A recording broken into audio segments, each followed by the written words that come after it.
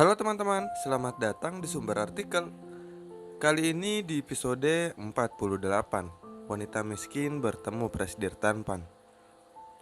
Mina meletakkan secangkir kopi panas di atas meja, di mana Agung telah menunggu. Silahkan diminum. Agung mengangguk. Ia memperhatikan bagaimana toko kue Mina. Tempatnya tidak terlalu besar, tapi cukup nyaman dan seperti masuk dalam suasana tahun 90-an.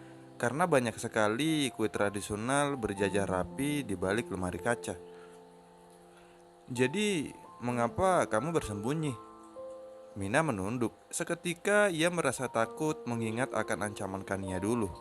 Tapi sekarang sudah tidak sama lagi, seperti dulu. Dan haruskah ia mengatakan yang sejujurnya pada Agung? Mina, Agung memanggil dengan pelan sambil menyentuh punggung tangan Mina dengan lembut. Mina dan Agung memang pernah terjebak dalam situasi yang mengikat perasaan mereka. Namun karena Agung saat itu masih menikah dengan ibu Alex, Mina memutuskan hubungan di antara mereka.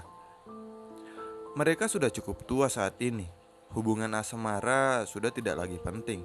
Jadi Mina menarik tangannya dengan cepat dan menyembunyikan tangannya di balik meja. "Apa yang membawamu ke sini, Mas?" tanya Mina hati-hati. Agung sedikit kecewa dengan penolakan Mina, tapi ia menyembunyikan rasa kecewanya dan duduk bersandar agar merasa lebih nyaman. "Jenny menemuiku." Mina mengangkat kepalanya dan mendengar dengan hati-hati. Aku tidak mempercayainya saat ia mengatakan jika dirinya adalah Jenny, karena setauku Jenny telah tiada. Hati Mina perlahan tersentak. Matanya memerah, ia hampir menangis. Apa yang Agung bicarakan? Bagaimana mungkin Jenny telah tiada?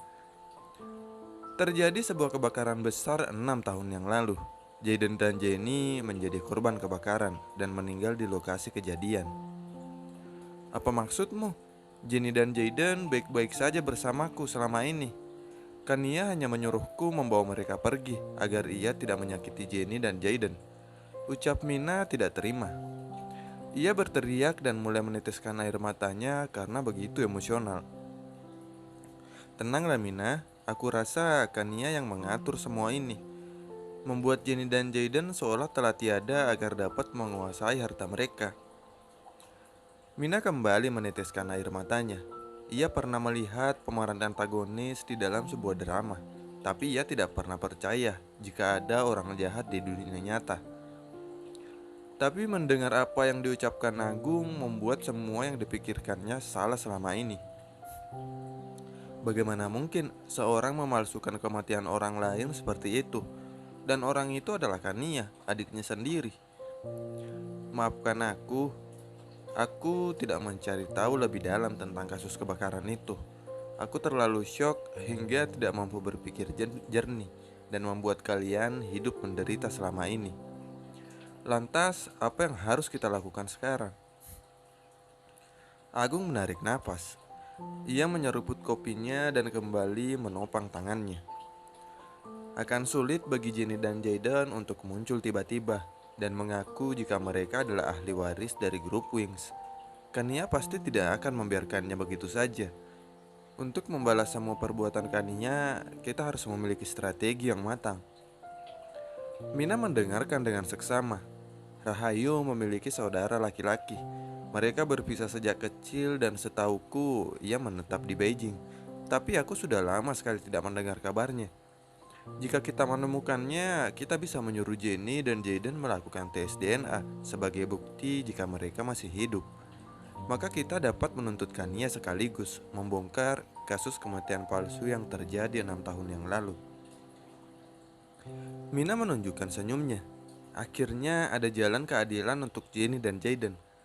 Tapi kemudian ia melihat Agung mengerutkan keningnya dan memegangi kepalanya. Sepertinya semua tidak akan berjalan lancar seperti yang dipikirkannya. Tapi aku masih mau mencari keberadaan saudara laki-laki Rahayu. Dan selama itu jaga diri baik-baik terutama Jenny dan Jaden. Karena bukan tidak mungkin jika Kania akan kembali bertekad. Jenny telah menikah Aku yakin suaminya tidak akan membiarkannya pergi sendirian. Tapi Jaidan, dia masih baru masuk kuliah.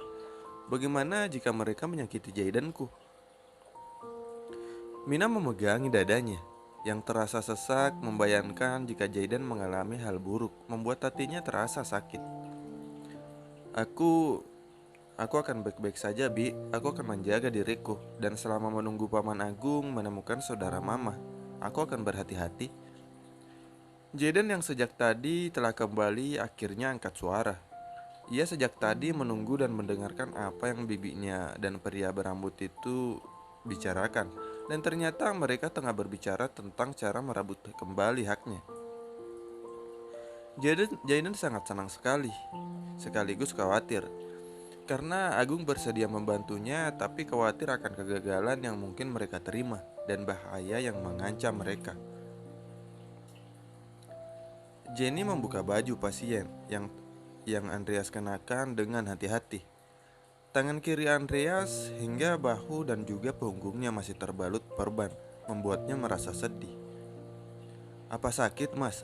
tanya Jenny hati-hati saat mengelap tangan Andreas yang tidak diperban.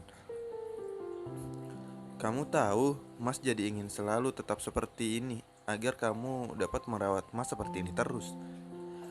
Jenny kemudian mencubit pelan pinggang Andreas dan mengomel, "Kamu senang aku mendorongmu terus di kursi roda. Lama-lama tanganku bisa berotot," gerutu Jenny kesal. Andreas tertawa. Ia kemudian menarik Jenny dan membuatnya duduk di hadapannya. "Apa pegal?" tanya Andreas menyentuh tangan Jenny. Jenny tersenyum. Andreas mengkhawatirkan hal yang sebenarnya hanya candaan baginya. Tapi karena Andreas memijit tangannya dengan lembut, maka Jenny menikmatinya dengan senang hati. "Sayang, yang ini juga pegel." Jenny kemudian membalikkan badannya dan menunjukkan bahunya pada Andreas. "Wah, kamu memanfaatkan kebaikan hati suamimu dengan baik." Andreas tertawa kesal. Ia kemudian menggelitik pinggang Jenny hingga ia tertawa dan beranjak bangun karena merasa geli. Jenny tidak berhenti tertawa sampai ia menyentuh tangan Andreas dan menggenggamnya. "Terima kasih karena telah begitu baik padaku, Mas. Aku sama sekali tidak keberatan merawatmu. Hanya lebih baik kamu dapat kembali menjadi normal. Itu akan membuatku lebih nyaman. Aku akan selalu merawatmu dan menyayangimu bahkan dalam keadaan kamu sehat sekalipun." Andreas tersenyum. Ia begitu tersentuh dengan ucapan Jenny. "Jika aku sembuh, aku tidak akan menundanya lagi. Aku akan membuatmu menjadi istriku seutuhnya," bisik Andreas di sela ciuman yang mengikat mereka. Ia menatap Jenny dan mengecup leher Jenny lembut dan sedikit menyesapnya hingga membuat Jenny menggerak. Andreas tersenyum saat ia berhasil meninggalkan jejak di leher Jenny. Sementara Jenny merasa sangat malu hingga ia tidak berani membalas tatapan Andreas.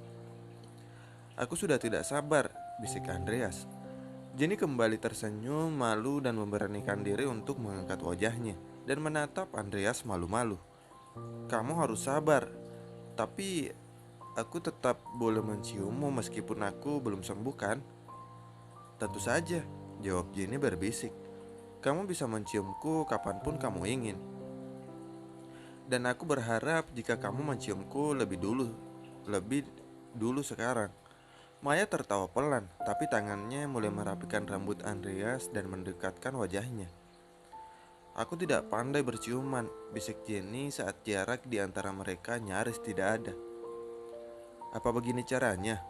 Jenny menekan lembut bibir Andreas dengan bibirnya singkat lebih dalam lagi, bisik Andreas. Oh Tuhan, atmosfer ini membuat Jenny gila. Ia merasa jantungnya akan meledak karena semua kemesraan yang intim ini. Tapi sepertinya rasa malu itu sudah hilang. Entah kemana karena ia sangat ingin merasakan lembut bibir Andreas dan mulai menciumnya.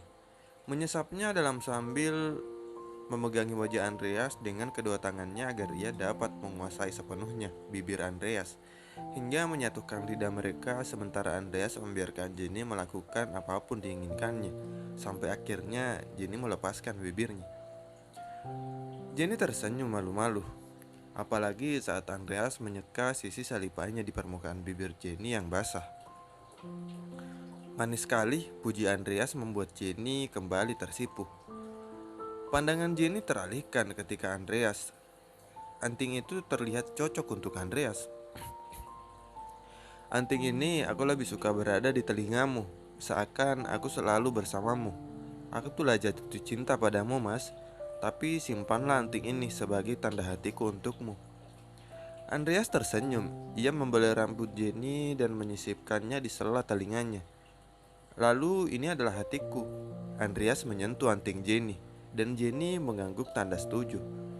Sedetik kemudian ia mencium kembali, mulai dari kening hingga mata terus turun ke hidungnya, kembali mendarat manis ke ujung bibirnya.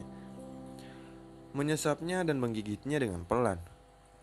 Tangannya menekan lembut tengkuk Jenny sehingga ciuman mereka lebih dalam lagi, bahkan hingga memasuki rongga mulut mereka. Aku mencintaimu, Jenny, bisik Andreas di sela ciuman hangatnya. Aku juga mencintaimu, Andreas, balas Jenny yang kembali merasakan desapan bibir Andreas yang lembut menyentuhnya dengan hangat. Terima kasih banyak telah mendengarkan sumber artikel dan tunggu episode selanjutnya ya. Bye bye, see you next time.